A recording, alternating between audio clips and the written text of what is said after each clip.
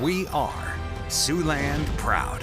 This is KCAU 9 News at 5. Good evening, everyone, and thanks for joining us on your Friday. I'm Sophie Erber here with Victor Perez. We begin this evening with weather in the headlines as flooding has become widespread in parts of Siouxland with more rain on the way for at least some of us. Our chief meteorologist has the very latest for you now. Victor. Yeah, we'll be seeing that these showers and storms really could be leading to excess of rainfall across the area. Currently, though, Sioux City just dealing with more overcast conditions still as we're taking a look out there. But we'll see that rainfall potential in the region has been significant, as currently we've already seen close to an inch of rain over by Sheldon, thanks to the isolated showers and storms that have been making their way further northeast with a few severe thunderstorm warnings and tornado warnings.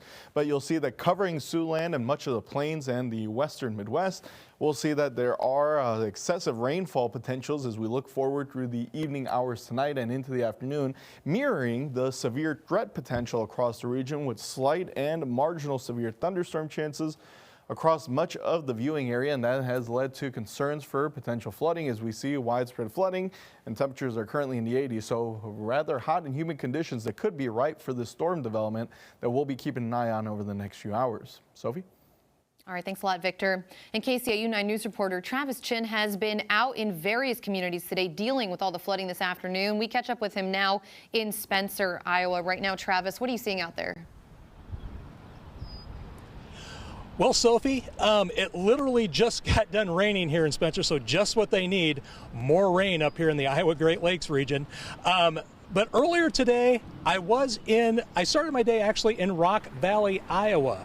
While I was in Rock Valley, I got a chance to go out on Highway 18 just west of Rock Valley, and Highway 18 was actually completely flooded out. And while I was shooting video, I did see a couple people try to go around the barriers and tempt fate and try to go.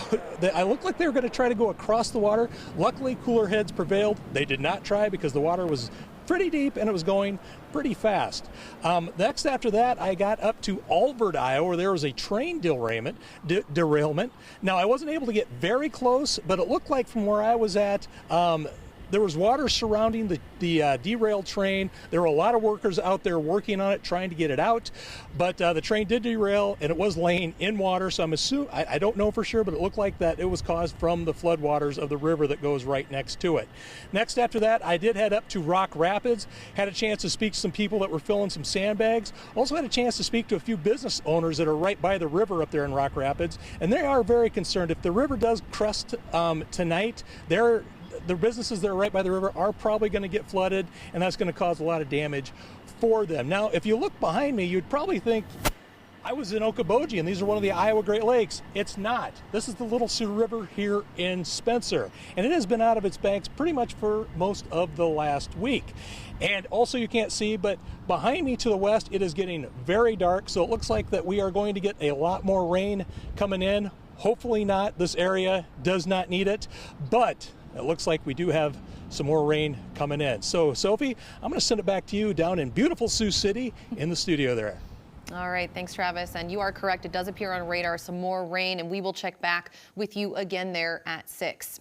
All that flooding has caused some drivers to get stuck while out on the road. The Clay County Sheriff's Office tonight says they responded to a vehicle that went into a ditch and started filling up with water on the 23,000-mile marker of 300th Street. That's just north of Spencer, where we just spoke with Travis. Authorities say 2 people went into the water there, smashed the rear window, and got the driver out. Now, the officer says that the driver tried to cross the flooded road and began to hydroplane quickly, losing control of that vehicle, which is why we want to remind our viewers, turn around, don't drown. There is also some bad flooding conditions in South Dakota tonight. The Lincoln County Sheriff's Office posting these photos to their Facebook page this afternoon.